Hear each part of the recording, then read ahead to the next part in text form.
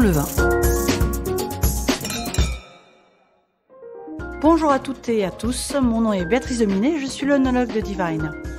Nous sommes sur cette nouvelle saison de podcast accompagnée par Laurent Desrets, meilleur ouvrier de France sommellerie. Bonjour Béatrice, est-ce que tu vas bien aujourd'hui Béatrice ? Je vais très bien et j'aimerais parler avec toi de cépages et en particulier des cabernets. Je dis des cabernets parce que tu sais bien qu'il y a du cabernet franc et du cabernet sauvignon. Effectivement, deux grands cépages que l'on retrouve à travers les vins du monde et effectivement très très connus en France qui, allez tout de suite mettons les pieds dans le plat, sont sûrement les deux plus grands cépages du Bordelais en particulier. Les grands crus du Bordelais sont issus de ces deux grands cépages. Oui, c'est vrai que le Cabernet Sauvignon est mondialement connu. On le retrouve dans plus de 30 pays. Il est vraiment très, très, très important. Le Cabernet Franc est un petit peu moins connu, mais vraiment un très joli cépage. Et ce qui est amusant, c'est justement étant présent en France dans deux grands endroits, la vallée de la Loire et le Bordelais, on y retrouve finalement des caractéristiques un peu différentes. On peut y retrouver des vins assez souples finalement, jusque des vins assez charpentés. Ce sont des cépages qui ont effectivement une structure tannique assez bien marquée, une très belle robe, pourpre, parfois violacée sur la jeunesse, une très belle intensité colorante, des cépages de caractère qui parfois menaient sous des climats différents. Tu parlais du Bordelais, climat franchement océanique, et on le retrouve beaucoup dans l'Anjou-Saumur où on fait de grandes choses, ou dans la Touraine, sur les bords du Val-de-Loire, parfois avec un petit peu plus de souplesse sur un climat à influence continentale un petit peu différente, donc une capacité pour ces cépages d'offrir différents types de vins.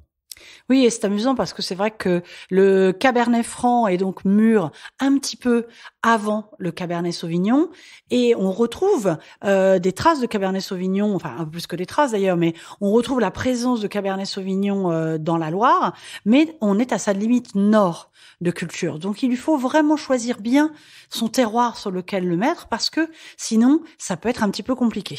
C'est pour cela que le Cabernet Franc est le grand cépage rouge, plus que le Cabernet Sauvignon du Val-de-Loire, souvent présent en majorité. On l'appelle le breton parce qu'il arrivait en remontant la Loire depuis la Bretagne, ayant pris les bateaux depuis l'estuaire de la Gironde, et souvent on l'a appelé le breton. C'était un petit peu ses origines, sa venue venant d'ouest.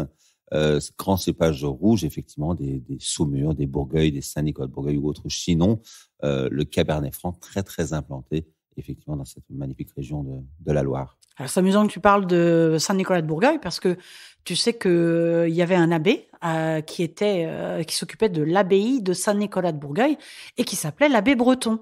Donc certains disent aussi que c'est un hommage à ce monsieur ce moine qui a vraiment diffusé le Cabernet Franc dans la Loire, que l'on l'a nommé aussi Breton.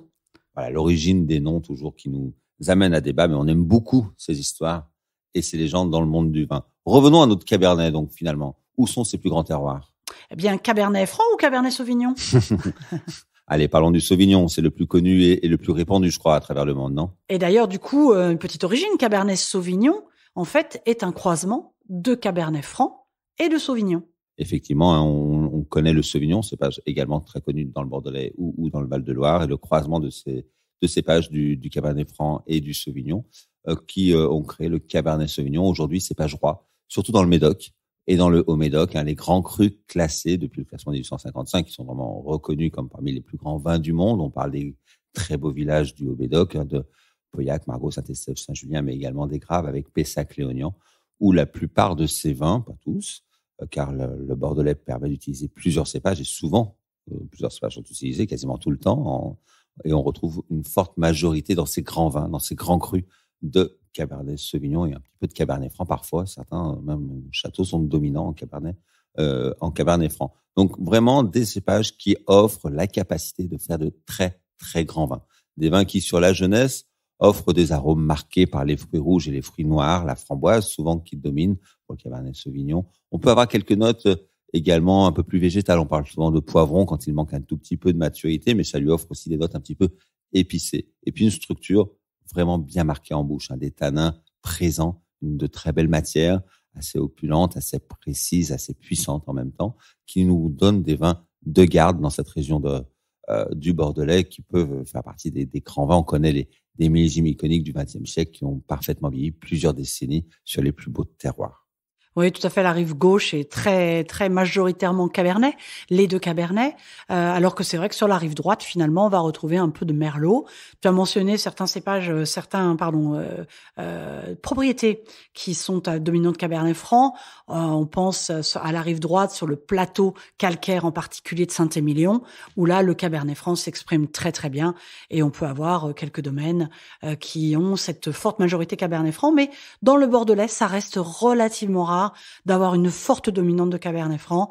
Ce sont plutôt les cabernets sauvignon et merlot qui se partagent, on va dire, la dominante, l'un sur la rive droite, l'autre sur la rive gauche. Et au niveau mondial, ce sont des cépages que l'on va retrouver à travers différents très grands vignobles. Alors, on parle évidemment des États-Unis, encore une fois, pour des raisons de déplacement des ressources humaines, pour des raisons de colonisation. On trouve beaucoup ces cépages dans l'Ouest américain. Et effectivement, le terroir de la Napa Valley a été reconnu comme tel depuis plus d'une quarantaine d'années, un grand terroir pour ces cépages dits bordelais, Cabernet Franc, Cabernet Sauvignon et souvent du Merlot également, qui supportent très très bien le vieillissement en fût de chêne, qui ont parfois même besoin du fût de chêne pour atténuer un petit peu leur structure tannique et amener un côté plus flatteur, plus rond, plus accessible pour nos amateurs de vin. Donc, on pense à cette région-là qui fait souvent des vins un peu plus puissants, parce qu'on est sur un climat un petit peu plus chaud, effectivement, dans cette partie nord de la Californie. Je pense à un autre terroir, c'est le terroir autour de Perth. On est ici, entre autres, sur Margaret River, et là, on est en Australie, terroir océanique, où on produit également de très, très grands cabernets, qui est un cépage qui aime toujours ces climats légèrement océaniques et un petit peu frais.